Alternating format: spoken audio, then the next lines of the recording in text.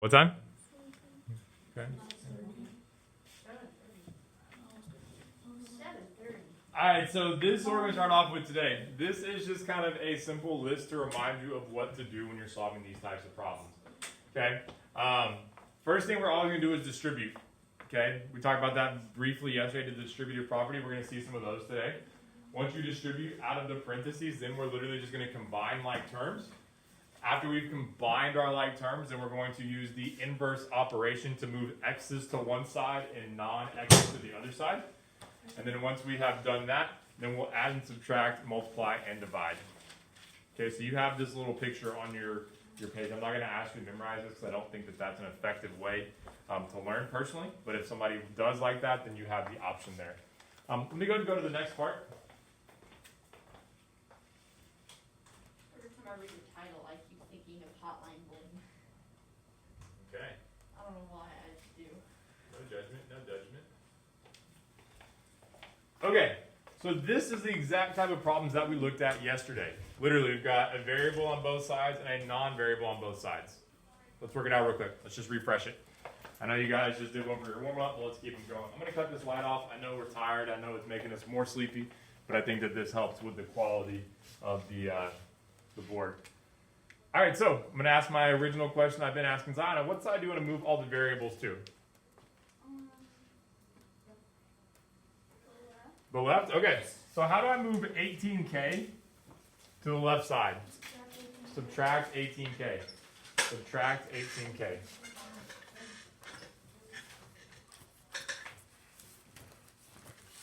That's going to leave me with negative 18 minus 24k equals 6. We're good there? Again, you have a calculator still. You have a calculator. Use it as you need. Okay, so if I have my k's on the left side now, what do I need to do to make this problem solvable?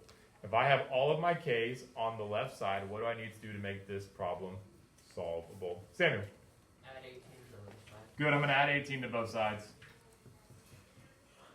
So now we're going to have negative 24k is equal to 24.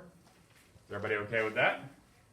Okay, what's my next step? What's the next final step? We're going to do some division. We're going to divide both sides by a negative 24. And we're going to get that k is equal to a negative 1. K is equal to a negative 1. Come on, it's got to be sinking in at this point, right? It's the same policy every time. Move the variables to one side. Move the other numbers to the other side. Combine them. Divide. That's it. That's all we're doing there. All right, up next. What changes on this one? What is the one change that you see on this problem opposed to the ones that we just did? There's 3 variables. Yeah, there's 3 problems with variables. There's 3 numbers with variables. Well, nothing really changes except for the fact that we can now combine these things on the same side. So what I mean by that, can I do 4x plus 7? No. Can I do 4x minus 6x? What does that give me? Give me a negative 2x plus 7 is equal to, can I do 5 minus 4x? Can I do 5 plus 4? Okay, y'all, and now what does this problem look like? Like a normal problem, like the one we just did above it, or the ones that we did last night, the ones we did for our warm-up. So Rupert, let me ask you this, what side do you want to move the variables to, right or left? Right.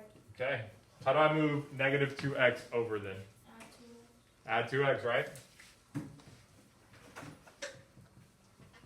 Now we're going to have 7 is equal to 9 minus 2x. Are you okay with that?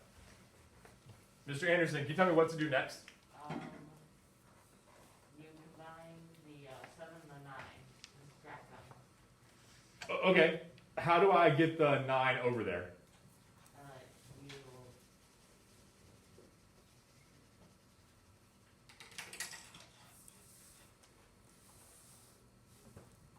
Sorry, I'm still catching on to this. Okay. Okay, and how do I move the 9 over? Yeah, beautiful. I just subtracted. Do the inverse operation. So now we're going to have with negative 2 equals negative 2x. And then what's the final step, Miss Mayo? What's the final step in this problem?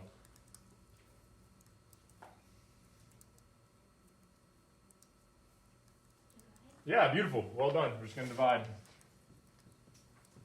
So we're going to find that x equals 1 once again. Easy? Do you feel like math is beginning to get easier or not really? Yeah. Alright, let's talk about some of this distributive property now. Alright, when I take a look at this problem here, does everybody see that there's a number on the outside of the parentheses? Well, what that means, but yeah, let me backtrack here. Could you do 3x minus 4? No, because one has an x and one does not.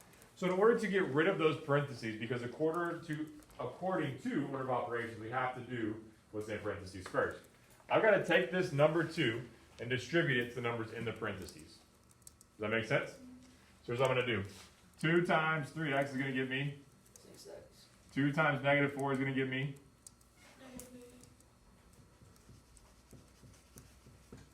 Okay, before we try to solve this problem, does anybody have any issues with how I distributed this right here? That makes sense to you? We feel comfortable with that? Okay, so let me ask you this. Ziona, isn't it just the same problem we've been doing over and over and over?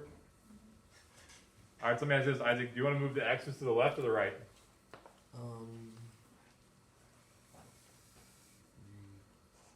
Left.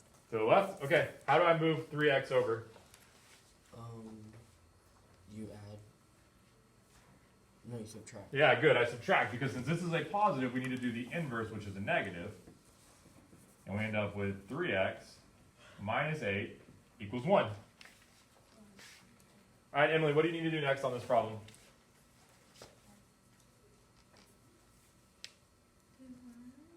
No, not divide yet. We got one more step before we get there. Rosie, what do you think? What do I need to do to this problem? Subtract 8. Not subtract that, we're going to add 8 because it's a negative 8 already. But yes, you're on the right track. We're going to add 8 to both sides. And then what's my final step now, Emily? Yeah, divide. So x equals 3. Cool?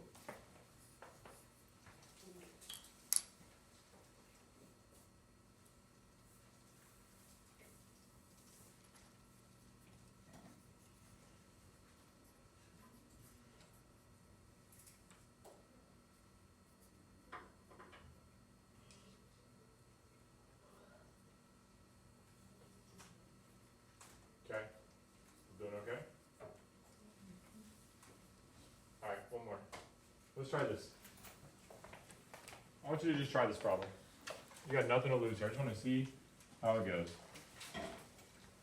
5 plus 4x minus 7 equals 4x minus 2 minus x. So I want you to try it. Then we're going to take a little break, do something a little fun.